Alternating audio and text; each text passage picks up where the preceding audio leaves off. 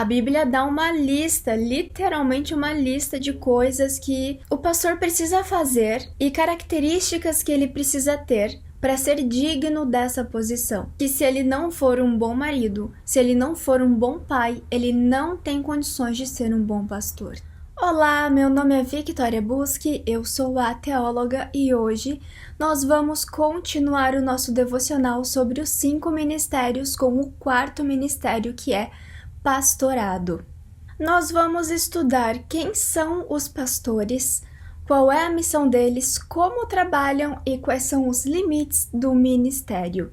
Em Efésios 4, 11 e 12 está escrito: E ele mesmo concedeu uns para apóstolos, outros para profetas, outros para evangelistas, outros para pastores e mestres, com o fim de capacitar os santos para a obra do ministério para a edificação do corpo de Cristo.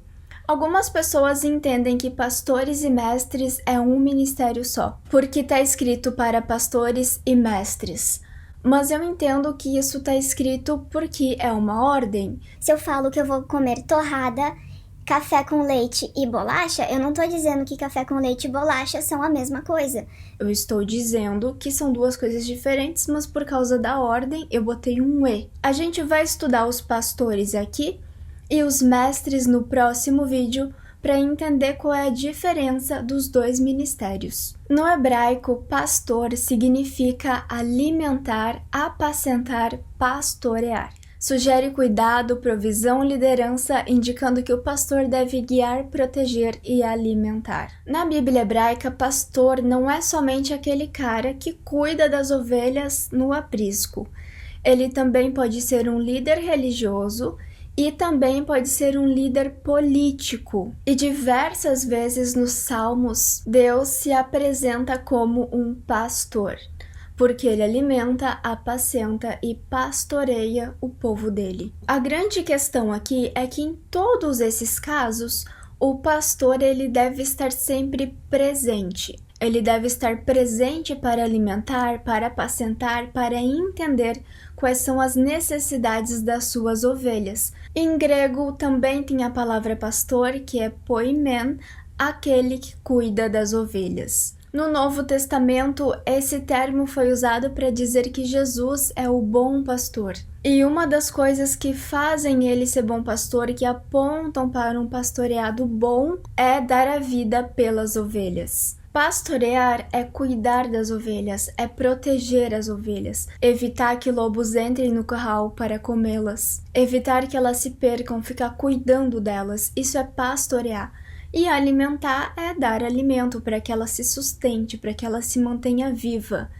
E guiar é direcionar a ovelha para os lugares corretos. As ovelhas não ficam no mesmo lugar sempre, elas precisam andar dentro de vários campos para que elas tenham sempre alimento novo. E é o pastor quem guia as ovelhas, quem mostra para as ovelhas para onde elas devem ir. No livro de Atos, capítulo 20, versículo 28. Cuidem de vocês mesmos e de todo o rebanho sobre o qual o Espírito Santo os designou como bispos, para pastorearem a igreja de Deus, que ele comprou com o seu próprio sangue. Bispo e pastor são a mesma coisa. É que pastor é um termo figurativo. Hoje as igrejas usam como um nome oficial, mas o nome oficial seria bispo. Pastor é um termo figurativo que mostra a função desse bispo. Aqui a palavra mostra que foi Deus que colocou aquelas pessoas diante daquele bispo, diante daquele pastor, para que ele alimentasse, pastoreasse e guiasse essas pessoas. O rebanho pertence a Cristo, e ele pertence a Cristo porque ele foi lavado pelo sangue de Cristo. Em 1 Pedro, capítulo 5, a partir do versículo 2. Pastoreiem o rebanho de Deus que está aos seus cuidados. Olhem por ele não por obrigação, mas de livre vontade, como Deus quer. Não façam isso por ganância, mas com o desejo de servir. Não hajam como dominadores dos que foram confiados a vocês, mas como exemplos para o rebanho. Quando se manifestar o Supremo Pastor, vocês receberão a imperecível coroa da glória. O pastor deve trabalhar de livre vontade. Ele não pode ser obrigado a fazer isso. E ele deve trabalhar de livre vontade desejando servir. Tem muitas pessoas que iniciam o ministério querendo serem servidas, querendo serem vistas, querendo algum tipo de fama, de reconhecimento. O verdadeiro pastor, ele começa o ministério porque ele quer servir, porque ele quer se entregar, não porque ele quer receber. O pastor, ele deve ser exemplar e compassivo. Ele deve ser um exemplo para a igreja em todas as áreas da vida dele. Quando uma pessoa olhar para a vida do pastor dela, ela tem que encontrar Cristo ali. Ela tem que ter vontade de se espelhar, ela tem que ter vontade de ser cada vez mais santa. Então, se você está numa igreja onde a pessoa que está lá, que se denomina pastor, não está lá por livre vontade, mas por ganância, querendo fama, e além disso tem uma vida completamente torta ou com pecados ocultos, escondidos, com escândalos, esse não é um pastor que a Bíblia diz para você seguir. Esse não é um pastor verdadeiro. Deus não te entregaria para uma pessoa assim. Em 1 Timóteo 3, a partir do versículo 1, costuma dizer-se com verdade que se alguém pretende ser líder numa assembleia cristã, esse é um excelente desejo. O líder tem de ser uma pessoa irrepreensível, deve ser marido de uma só mulher. Deve ser vigilante, sério, moderado e equilibrado. Deve ser hospitaleiro e capaz de ensinar. Aqui a gente entende que o líder, no caso o pastor de uma congregação, de uma assembleia cristã, ele não é chamado necessariamente para ser pastor. O apóstolo e o profeta, por exemplo, eles recebem um chamado divino. É algo que vem até eles. O evangelista, ele é convidado a ser evangelista. O pastor, ele inicia o chamado por vontade. O pastor é diferente, ele inicia esse ministério porque ele pretende ser líder, ou seja, o desejo de pastorear nasce no coração dele. E isso já é suficiente para que ele olhe para esse ministério e comece a se preparar para segui-lo. Mas não é qualquer pessoa que tem vontade que pode. A Bíblia dá uma lista, literalmente uma lista de coisas que o pastor precisa fazer e características que ele precisa ter para ser digno dessa posição. Primeiro, ele tem que ser irrepreensível. Quando você olhar para a vida de um pastor, para a conduta de um pastor, você não tem que ter nada para falar. A vida dele tem que ser assim, excelente, na linha, certinha com a palavra de Deus. Ele deve ser marido de uma só mulher. E ser marido de uma só mulher significa que ele não é divorciado, significa que ele é fiel e significa que ele cuida exclusivamente daquela pessoa que está sim também debaixo da liderança dele, mas de uma outra forma. Ele deve ser vigilante. O que é vigiar? É prestar atenção nas coisas que estão ao nosso redor. Mas vigiar pela visão bíblica não é vigiar o que está ao nosso redor, é vigiar a nós mesmos. É vigiar os nossos sentimentos, os nossos pensamentos, as tentações que aparecem para nós na nossa vida. Então o pastor, ele tem que ser vigilante. Ele tem que ter uma consciência muito grande do que faz ele pecar e do que ele deve se manter longe. Ele deve ser sério. O que é uma pessoa séria? Não é um pastor que não faz piada, não é um pastor que não ri. É um pastor que tem postura. É um pastor que sabe se comportar, que não fica pagando mico na rua, que não fica passando vergonha. Ele tem uma postura madura de um homem adulto, convicto, que sabe o que quer. Essa deve ser a postura de um pastor. Moderado e equilibrado é um pastor que não tem vícios. Ele não é viciado em bebida, ele não é viciado em drogas, ele não é viciado em alimentos também, porque tem muita gente gulosa que acha que não tem pecado. E ele também é equilibrado. O equilíbrio fala de uma questão emocional, que também é uma postura. O pastor equilibrado, ele sabe se comportar e ele sabe como agir da forma correta no momento certo. Então ele não é uma pessoa que vai ficar gritando, ele não é uma pessoa que vai ficar fazendo drama, que vai ficar criando caos onde não era necessário. Ele deve ser hospitaleiro e capaz de ensinar. O que é um pastor hospitaleiro? É um pastor que se importa com as pessoas. Ele hospeda as pessoas, ou seja, ele cuida das pessoas, ele quer que as pessoas estejam bem, ele se importa com o bem-estar dos outros. E é lógico que se ele tá pregando atrás de um púlpito, ele tem que saber ensinar. Não faz sentido colocar um homem ali que não consiga se comunicar com as outras pessoas. Em 1 Timóteo 3, versículo 3. Também não deverá exagerar nas bebidas alcoólicas nem ter comportamentos violentos, mas calmo. Tampouco deve ser conflituoso nem ganancioso. Deve governar bem a sua casa e educar os filhos na disciplina e no respeito. Porque se uma pessoa não sabe governar a sua própria casa, como poderá ter um cargo na igreja de Deus? Essa primeira parte entra na moderação e no equilíbrio, né? Não exagerar em bebidas alcoólicas nem ter comportamentos violentos. Ser calmo não significa que ele deve ser passivo.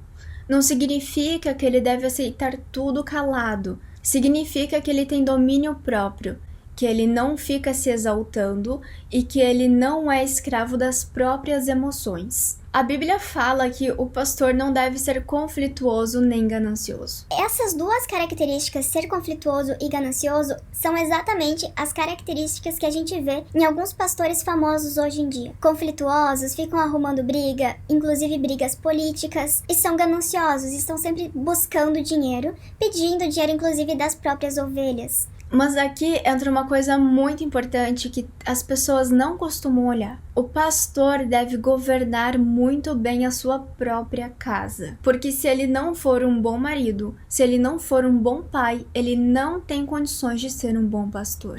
Os seus filhos devem ter um comportamento que também seja exemplar. A sua esposa deve respeitá-lo, deve honrá-lo. Um pastor, um homem de Deus, um homem inteligente, sério, que busca o Espírito Santo, não pode ter uma família destruída. A palavra fala que o homem é o sacerdote do lar. Se ele não consegue ser o sacerdote do lar dele, como ele pode ser o sacerdote de outras pessoas?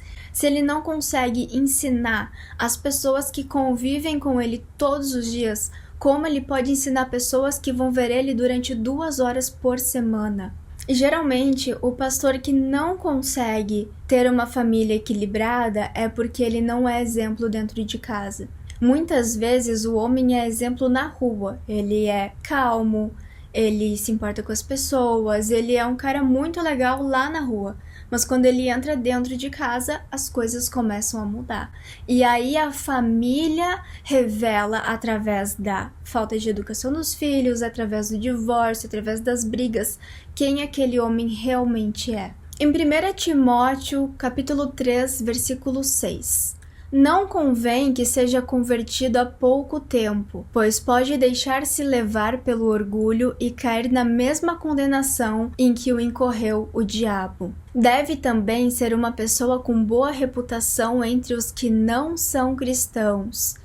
De outro modo, arrisca-se a ser vítima de desonra e a cair em laços do diabo. Ele não pode ser convertido há pouco tempo. Para ser pastor, é necessário ter maturidade espiritual. Então, um homem pode ter 70 anos e se converter. Ele não tem maturidade para ser pastor, porque não é a idade biológica dele que define se ele tem maturidade ou não.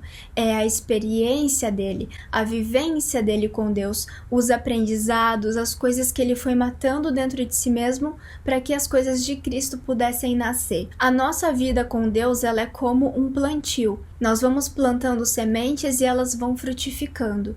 E para que elas frutifiquem precisa de tempo. Como eu vou alimentar outras pessoas se as sementes que eu plantei ainda não se tornaram árvores frutíferas? E o pastor que é muito bom em falar, mas que não tem essa maturidade espiritual, que não viveu as renúncias verdadeiras que um cristão precisa viver, ele vai se deixar orgulhar. E esse orgulho vai tornar ele semelhante ao diabo e não a Cristo. E outra coisa muito importante é que o pastor deve ter uma boa reputação entre todas as pessoas, inclusive a quem não é cristão, porque nós não podemos de maneira nenhuma envergonhar o nome de Deus. Nenhum cristão deve fazer isso, mas um pastor tem um peso muito maior. Muita gente deixa de ir na igreja, muita gente deixa de acreditar em Deus, porque pastores desonraram o nome de Deus.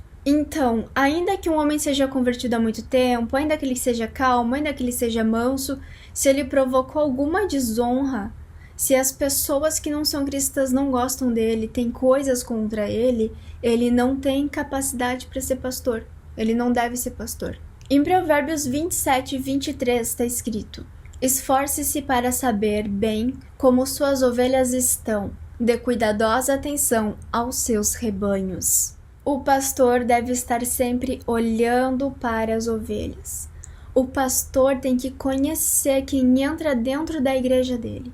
Ele tem que saber como aquela pessoa tá. Ele deve conversar com essas pessoas, entender qual é a situação da vida delas, o que elas estão buscando, do que elas precisam. Ele deve sempre estar atento às ovelhas dele, porque ele foi colocado ali e essas ovelhas foram entregues para ele para que ele tenha esse olhar. E cada ovelha, cada rebanho tem a sua própria necessidade. Por isso que é necessário ter um pastor. Por isso que nós precisamos frequentar uma instituição.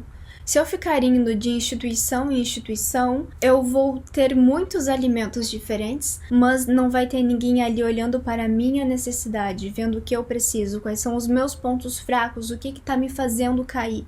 Mas se eu frequento uma instituição só, de um pastor que olha para mim, ele vai saber do que eu preciso e ele vai me guiar, vai me alimentar e vai me apacentar. Em 2 Timóteo, capítulo 2, versículo 15. Procure apresentar-se a Deus aprovado como obreiro que não tem do que se envergonhar e que maneja corretamente a palavra da verdade. Mas o que pega nesse versículo aqui é que diz que ele tem que manejar corretamente a palavra da verdade. O pastor de verdade, ele não vai distorcer a palavra de Deus. Ele não vai criar falsas doutrinas. Ele não vai acrescentar coisas na palavra que não existem ali. Ele vai ser fiel à palavra. Ele vai estudar a palavra, ele vai entender a palavra, vai refletir sobre ela, vai aplicar a palavra. E aí sim, quando ele tiver com tudo alinhado, ele vai ensinar essa palavra de forma correta. Em 1 Timóteo 5,17 está escrito: os presbíteros que lideram bem a igreja são dignos de dupla honra, especialmente aqueles cujo trabalho é a pregação e o ensino. Pois a Escritura diz: não amordace o boi enquanto está debulhando o cereal, e o trabalhador merece o seu salário. O bom pastor, o pastor que segue certinho tudo o que eu falei aqui, ele será honrado 2 vezes mais do que as outras pessoas. Ele vai receber uma dupla honra. E quando a igreja receber bênçãos, quando a igreja desfrutar das coisas, esse pastor vai desfrutar junto com a igreja. A palavra também fala que o trabalhador merece o seu salário, ou seja, pastorear uma igreja é um trabalho. E o pastor merece ser pago por isso, ele merece um salário. Em Jeremias 23, a partir do versículo 1. Ai dos pastores que destroem e dispersam as ovelhas do meu pasto, diz o Senhor. Portanto, assim diz o Senhor, Deus de Israel, aos pastores que tomam conta do meu povo. Foram vocês que dispersaram e expulsaram o meu rebanho e não cuidaram dele. Mas eu vou castigar vocês pelos seus maus procedimentos. Estabelecerei sobre eles pastores que cuidarão deles, e eles não mais terão medo ou pavor, e nenhum deles faltará, declara o Senhor. O pastor infiel será assim punido por Deus. Deus não vai fingir que não está acontecendo nada, Deus não vai fingir que não há injustiça nas coisas que estão acontecendo dentro dessas igrejas. E a palavra fala que as ovelhas de Deus não serão abandonadas. Deus vai mandar um pastor melhor que cuide delas. Em João 10,14 está escrito: eu sou o bom pastor, conheço as minhas ovelhas e elas me conhecem, assim como o Pai me conhece e eu conheço o Pai, e dou a minha vida pelas ovelhas. Tenho outras ovelhas que não são deste aprisco, é necessário que eu as conduza também. Elas ouvirão a minha voz, e haverá um só rebanho e um só pastor. Então, existem muitas igrejas e existem muitos pastores, muitos bispos hoje, mas nós temos um único propósito, que é nos tornarmos um só rebanho de um só pastor. E esses pastores, bispos que estão pastoreando as ovelhas daqui, também são ovelhas do grande pastor. A palavra fala que quem é ovelha do bom pastor, de Cristo, conhece a voz dele, porque nós precisamos ouvir a voz dele para sermos guiados. Existem pessoas que ainda não são ovelhas de Cristo, e elas ouvem vozes de outros pastores que não são Cristo, e se perdem, e colocam a culpa muitas vezes na igreja e nesses pastores.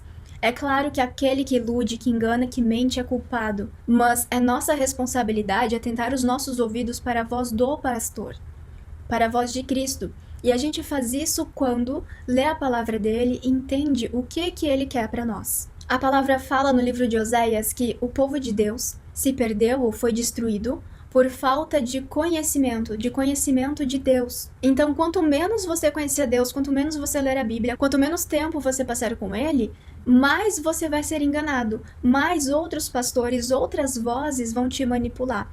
E é uma responsabilidade sua estudar, é uma responsabilidade sua ser um bom cristão, não é do pastor. Não é do pastor da igreja da esquina, nem do pastor da igreja da frente, é sua.